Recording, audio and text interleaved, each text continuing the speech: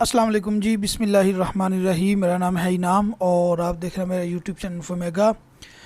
अच्छा, आज की इस वीडियो में हम डिस्कस करेंगे एचईसी की टेस्टेशन के बारे में। बहुत सारे दोस्तों की तरफ से रिक्वेस्ट आई थी, क्योंकि इससे पहले मैंने एक आईबीसीसी की वीडियो बनाई तो वो वीडियो बहुत ज़्यादा पसंद की गई और बहुत सारे लोगों ने उस वीडियो को देखा। तो उसके बाद ये एचईसी की रिक्वेस्ट आई, तो फिर मैंने आज जो है वो एचईसी की वीडियो बना रहा हूँ कि एचईसी की टेस्टेशन हमें क्यों ज़रूरी है। जब भी आप बाहर स्कॉलरशिप के लिए अप्लाई करते हैं फॉरेनर के लिए, उसके बाद जॉब्स के लिए अप्लाई करते हैं, या आपने कनाडा वगैरह के लिए इमिग्रेशन करवानी होती है या कि तो उसके लिए WES जो है वो उसकी टेस्टेशन चाहिए होती है वगैरह वगैरह। तो उससे पहले भी उसकी जो है प्रीरिक्विजिट है कि आपके ये जो एचईसी की टेस्टेशन है वो होनी लाजमी है। उसके अलावा तकरीबन दुनिया के जिस मुल्क में भी आप अप्लाई करेंगे तो आपसे वो एचईसी की टेस्टेशन जो है वो लाजमी मांगेंगे।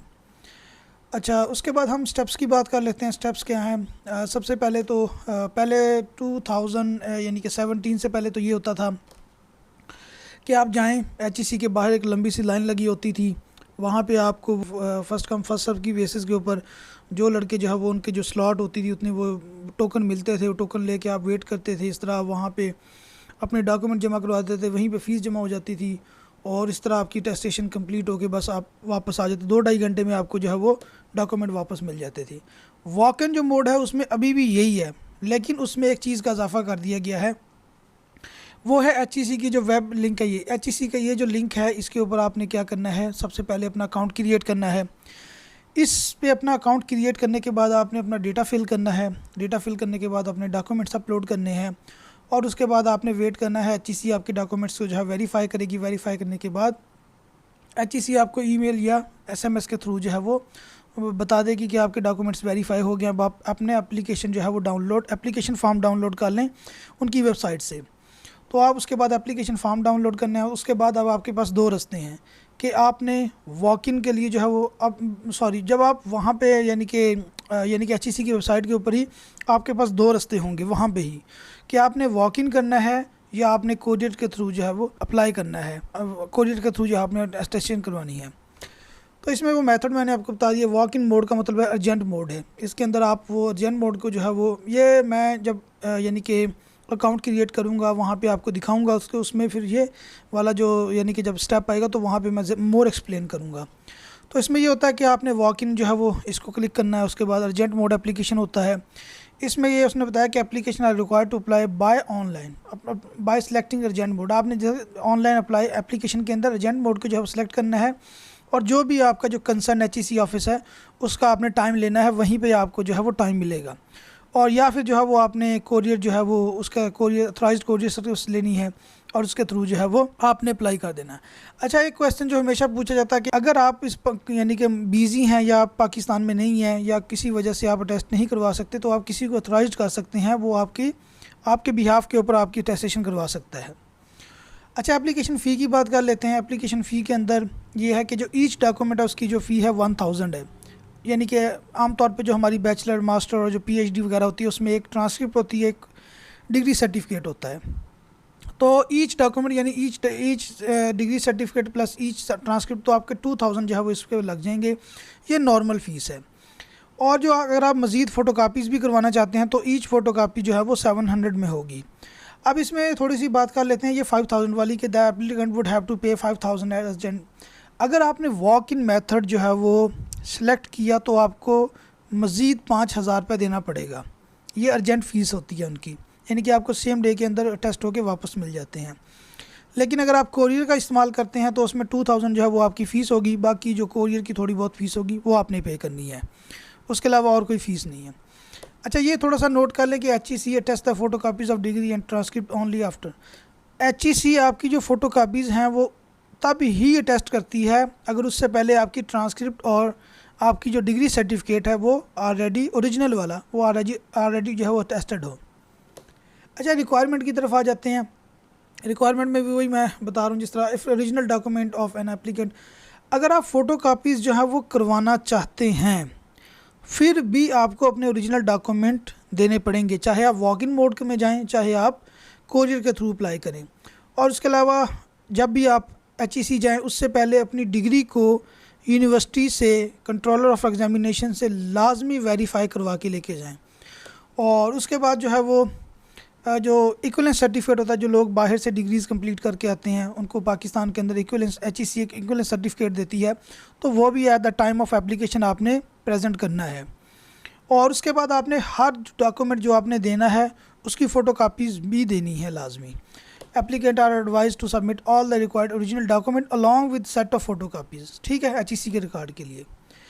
और उसके अलावा आपने जो है वो जब आप यानी कि आप ये सारी चीज़ें आपके पास एप्लीकेशन फॉर्म आ गया, आपने ये सारा कुछ हो गया, आपका ऑथराइज्ड हो गया, आपको एप्लीकेशन फॉर्म डाउनलोड करना। अब एप्लीकेशन फॉर्म आपने डाउनलोड करना है, उसके बाद आपने वहाँ से चालान फॉर्म डाउनलोड करना है, और उसके बाद फिर आपका एक CNAC होगा, CNAC की कॉपी होगी, ओरिजिनल डॉक्यूमेंट होंगे और उनकी कॉपीज़ होंगी।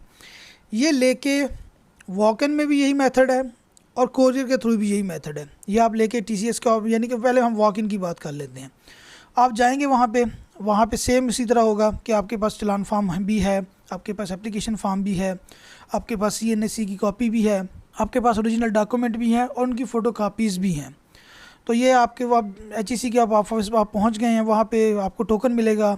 जब आपका नंबर आएगा तो उस नंबर पे आपने जो है वो एक विंडो बनी होगी, इस विंडो पे आपने जाना है, वो आपके डॉक्यूमेंट्स जो है वो चेक करेंगे और वो वहाँ से आपके डॉक्यूमेंट्स जो है वो चेक करने के बाद वो उसको जो है ना वो क्लिप कर देंगे। तो उसमें आपने जो है वो डॉक्यूमेंट्स को स्टेपल नहीं करना, और दूसरे नंबर पे आपकी फ़ीस भी वहीं पे सबमिट हो जाएगी। फ़ी आपने किसी ऑनलाइन मेथड या बैंक में सबमिट नहीं करनी।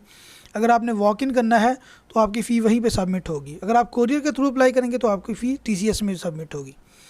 अच्छा, अगर एक जो एप्लीकेंट है वो खुद नहीं जाता तो वो किसी को ऑथराइज्ड करता है, तो एक अथॉरिटी लेटर वो लिखेगा, और अथॉरिटी लेटर जो है वो ग्रेड 17 का जो एक बंदा है, जो ऑफिसर होगा, वो इसको ऑथराइज कर देगा। उसके बाद वो किसी भी अपने रिश्तेदार को दे सकता है या किसी भी बंदे को दे सकता है, तो वो जाके उसके बिहाफ के ऊपर टेस्ट करवा सकता है।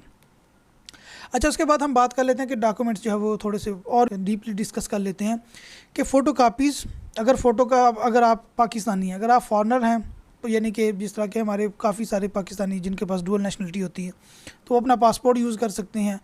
और उसके बाद जो है वो कहते हैं कि अगर आपको फ़ोटो कापीज़ अटेस्ट करवानी है, अगर आपने जस्ट फ़ोटो कापीज़, अगर आपने ओरिजिनल के साथ फ़ोटो कापीज़ भी करवानी है, तो आपको मज़ीद 2 सेट जो है फ़ोटो कापीज़ के देने पड़ेंगे। और आपको जो वो मज़ीद जो आपने फ़ोटो कापीज़ के सेट देने हैं वो बिल्कुल क्लियर होने चाहिए। उसके ऊपर इतनी जगह होनी चाहिए कि उसके ऊपर HEC अपनी स्टैम्प, अपने सिग्नेचर और वगैरह अटेस्टेशन टिकट होता है वो उसके ऊपर पेस्ट कर सके। अच्छा, उन लड़कियों का भी यहाँ पे जिक्र करूँगा जो कि आमतौर पे शादी के बाद अपना नाम चेंज कर लेती हैं। अगर उनका नाम उनकी डिग्री के ऊपर और उनका जो नया यानी कि शादी के बाद जो नया ID कार्ड बना है उसके ऊपर चेंज है, तो उनको जो पुराना ID कार्ड है जो उनके वालिद के नाम से था वो वाला, उनको अपना निकाहनामा या मैरिज सर्टिफिकेट, और उसके अलावा जो न्यू ID कार्ड है वो सारा कुछ देना पड़ेगा, ताकि वो मैच कर लें कि हाँ यार ये बंदा जो है वो ओरिजिनल ही है, ये बंदा यही बंदा है, इसने बस शादी के बाद इसका नाम चेंज हो गया। तो ये आमतौर पर लड़कियां अपना नाम चेंज कर लेती हैं, ये उनके लिए। अच्छा, इंजीनियर्स के लिए है कि जो हमारे इंजीनियर्स हैं उनके लिए पाकिस्तान इंजीनियरिंग काउंसिल का जो सर्टिफिकेट आपको मिलता है या जो एक छोटा कार्ड होता है उसकी फ़ोटो कापी आपने साथ लाजमी देनी है, चाहे आप कोरियर के थ्रू अप्लाई कर रहे हैं, चाहे आप अप्लाई कर रहे हैं HEC के वॉक इन के थ्रू। और उसके बाद ये किसी दोस्त ने मुझे बताया कि अगर आप वॉक इन में जाएं तो आपके पास बॉल पॉइंट अपना लाजमी होना चाहिए, डॉक्यूमेंट्स को आपने स्टैपल नहीं करना और वो ख़ुद ब खुद क्लिप कर देंगे, और इसलिए आपने स्टैपल नहीं करना। और आपके डॉक्यूमेंट्स के ऊपर कोई किसी किस्म की शीट नहीं होनी चाहिए, जिस तरह के वो लड़के आमतौर पे शीट जो है वो प्लास्टिक शीट चढ़वा लेते हैं। वो सारी चीज़ें आपने उतार के डॉक्यूमेंट्स इस तरह ही जो है वो लेके जाने हैं जिस तरह के हमें आमतौर पे मिलते हैं। और उसके बाद जो है वो जिस तरह ये आखिरी वाला पॉइंट के जो भी आपके डॉक्यूमेंट्स होंगे वॉक इन मोड के अंदर वो आपको उसी दिन टेस्ट होके जो है वो वापस मिल जाएंगे। अब हम बात कर लेते हैं through courier service. Courier Pakistan के अंदर TCS वाले जो हैं वो ऑथराइज्ड हैं, उनका यानी कि HEC के साथ जो है वो लिंक हैं। और अब आपने कोरियर में किस तरह करना है, वही आपने एप्लीकेशन फॉर्म HEC की वेबसाइट से डाउनलोड कर लेना है, चलान फॉर्म डाउनलोड कर लेना है, आपने अपना CNAC की कॉपी, ओरिजिनल डॉक्यूमेंट प्लस उनकी कॉपी आपने लेके TCS के ऑफिस चले जाना है। और TCS का ऑफिस ही जो ऑफिस में जो लोग होते हैं वो आपको मुकम्मल तौर पे गाइड करेंगे, आपने उनको बताना है। अब वही यानी कि इसके ज़िम्मेदार होंगे, उन्हीं की रिस्पॉन्सिबिलिटी होगी कि वो आपके डॉक्यूमेंट आपसे रिसीव करें। आपने फ़ीस भी अब HEC की वहीं पे ही जमा करवानी है, आपने सारा कुछ जमा करवा के वो आपको एक रसीट दे देगा, वो रसीट आके आपने HEC की वेबसाइट के ऊपर अपलोड कर देनी है, ठीक है। और उसके बाद जो है उसके बाद फिर आपकी ट्रैकिंग स्टार्ट हो जाएगी। जब आपके डॉक्यूमेंट जो है वो टेस्ट हो जाएंगे तो आपको SMS आ जाएगा। अच्छा, अगर आपके किसी वजूहात की वजह से आपके डॉक्यूमेंट अटेस्ट नहीं होते तो डॉक्यूमेंट आपके दोबारा उसी TCS ऑफिस में वापस आएंगे। वहाँ से आपने डॉक्यूमेंट भी रिसीव करने हैं और साथ ही वो उसी TCS ऑफिस से आपने अपनी फ़ीस भी वापस ले लेनी है। अच्छा, नोट में हम क्या लेते हैं कि वही मैंने आपको जिस तरह बता दिया कि आपने कि जो आप अपनी फ़ीस है, अगर आप वॉक इन में जा रहे हैं तो आपने HEC के ऑफ़िस में जमा करानी है। अगर आप कोरियर के थ्रू अप्लाई करें यानी कि TCS के थ्रू अप्लाई कर रहे हैं तो आपने TCS के ऑफ़िस में ही जमा करवानी है। किसी भी बंदे को या किसी भी बैंक वगैरह में फ़ीस आपने जमा नहीं करवानी। अच्छा, और ये एक यानी कि पॉइंट है कि application receive through courier service are जो भी उन्होंने ये कहा है कि जो हमारे पास कोरियर के थ्रू जो है वो एप्लीकेशन आती हैं वो हम फर्स्ट कम फर्स्ट सर्व की बेसिस के ऊपर जो है वो यानी कि टेस्ट करते हैं और इसी तरह जो हम रिटर्न करते हैं। और on the completion of the attestation process at HEC applicant are inform, वही मैंने आपको बता दी। जिस तरह जो ही HEC आपके टेस्ट डॉक्यूमेंट कर देंगी और आपके डॉक्यूमेंट वापस होंगे तो HEC आपको बता देगी कि हमने आपके डॉक्यूमेंट टेस्ट करके वापस भेज दिए हैं। अच्छा, HEC डॉक्यूमेंट्स कौन कौन से टेस्ट करती है? उसके अंदर जो हमारे पाकिस्तान के अंदर टिपिकली BA और BSc जो होता था, BCom होता था FSc के बाद 2 साल का, तो उसमें वो 14 साल की डिग्री है वो वाले भी करते हैं। या फिर उसके बाद जो है वो हम लोग जो BS ऑनर करते हैं, ठीक है, जो 16 ईयर हमारी एजुकेशन हो जाती है FSc के बाद या यानी कि इंटर के बाद, तो उसमें वो वाली 16 ईयर की हो गई है। और उसके बाद अगर मास्टर में आ जाए, पाकिस्तान में हम आमतौर पर ये जो मास्टर MA होता था, MA उर्दू, MA इस्लामियत या MCom वगैरह या MBA, जो लोग BCom के बाद MBA कर लेते हैं तो उनकी फिर वो जो है वो 16 ईयर एजुकेशन होती है, 17 हो जाती है जो भी हो, तो वो भी एलिजिबल हैं HEC से करवाने के। उसके बाद हम MS या MPhil वगैरह करते हैं तो उनकी जो एजुकेशन होती है वो 18 ईयर हो जाती है, या 7.5 यानी कि 1.5 साल का MS होता है, या जो भी करते हैं वो MSc जो है वो 1.5 साल की, तो वो लोग भी एलिजिबल हैं। उसके बाद PhD वाले एलिजिबल हैं। उसके बाद PGD जो पोस्ट ग्रेजुएट डिप्लोमा होता है, पाकिस्तान में ये बहुत कम रवाज है लेकिन फॉरेनर में बहुत ज़्यादा है, तो वो भी एलिजिबल हैं। उसके बाद जो मेंबरशिप होती है इस तरह के ये FCPS डॉक्टर्स और MCPS वगैरह, वो भी एलिजिबल है। उसके अलावा इक्विवेलेंस सर्टिफिकेट, जिस तरह मैं पहले बता चुका हूँ कि जो लोग फ़ॉरेन से डिग्री करके आते हैं तो उनको इक्विवेलेंस सर्टिफिकेट मिलता है, वो भी HEC जो है वो टेस्ट करती है। उसके अलावा जो हम पाकिस्तान के अंदर एक मदरसा सिस्टम है, उनके वफाकुल मदारस है, उसके अलावा और भी हर फ़िरके का अपना है, तो वो भी एलिजिबल हैं कि HEC उनको भी इक्विवेलेंस डिग्री देती है। अच्छा, कुछ फ्रीक्वेंटली आस्क्ड क्वेश्चन है आपके। पहली बात यह है कि ये क्वेश्चन मुझसे बहुत ज़्यादा पूछा जाता है कि क्या HEC की वेबसाइट HEC की टेस्टेशन के लिए क्या ये लाजमी है कि आपकी जो इंटर और मैट्रिक की डिग्री है वो IBC से टेस्ट होना? नहीं, ज़रूरी नहीं है। HEC इस चीज़ के बारे में आपसे पूछेगी नहीं। HEC को जस्ट HEC का जो कंसर्न है ना, वो जो मैंने आपको ये डिग्रीज़ बता दी है इनके साथ है। इसके अलावा उनको किसी से कोई कंसर्न नहीं है, आप करवाएं ना करवाएं, HEC का इसके साथ किसी किस्म का कोई तल्लक नहीं है। उसके बाद क्या it is compulsory to have? बिल्कुल, ये तो अब कंफर्म है कि आपने HEC की वेबसाइट के ऊपर अकाउंट बनाना ही बनाना है। How much time required? ये अगर आप वॉक इन में जाते हैं तो इसमें आपको उसी दिन जो है वो यानी कि आपके डॉक्यूमेंट वापस मिल जाते हैं। लेकिन अगर आप वाया कोरियर अप्लाई करते हैं तो उसमें 15 से 20 दिन और कुछ लोग कहते हैं कि 15 से 25 दिन भी लग सकते हैं। और हाउ टू पे फ़ी पहले बता चुका हूँ कि अगर आप वॉक इन में जा रहे हैं तो आपने HEC के ऑफिस में ही फ़ीस जमा करवानी है।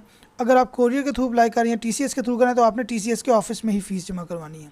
तो ये थी आज की वीडियो। होपफुली आपके सारे क्वेश्चन जो है वो क्लियर होंगे। अगर आपका फिर भी कोई क्वेश्चन हो तो आप मुझसे पूछ सकते हैं कमेंट बॉक्स में, आप मुझसे क्वेश्चन पूछ सकते हैं। उसके अलावा इसी यानी कि वीडियो के आखिर में आपको यानी कि मेरे कॉन्टैक्ट इन्फॉर्मेशन मिल जाएगी, वहाँ से आप मेरे साथ कॉन्टैक्ट कर सकते हैं। ये वीडियो का पार्ट 1 था। अब पार्ट 2 के अंदर जो है वो मैं HEC की वेबसाइट के ऊपर अकाउंट बनाऊंगा और उस तरह जो स्टेप बाय स्टेप मैं आपको अप्लाई करके यानी कि फॉर्म फिल करने का तरीका, फिर डॉक्यूमेंट फिल करने का तरीका, फिर एप्लीकेशन फॉर्म कैसे जनरेट करना है वो सारा बताऊँगा। तो आज तक के लिए इतना ही। अपना बहुत सा ख्याल रखिएगा। अल्लाह हाफिज़।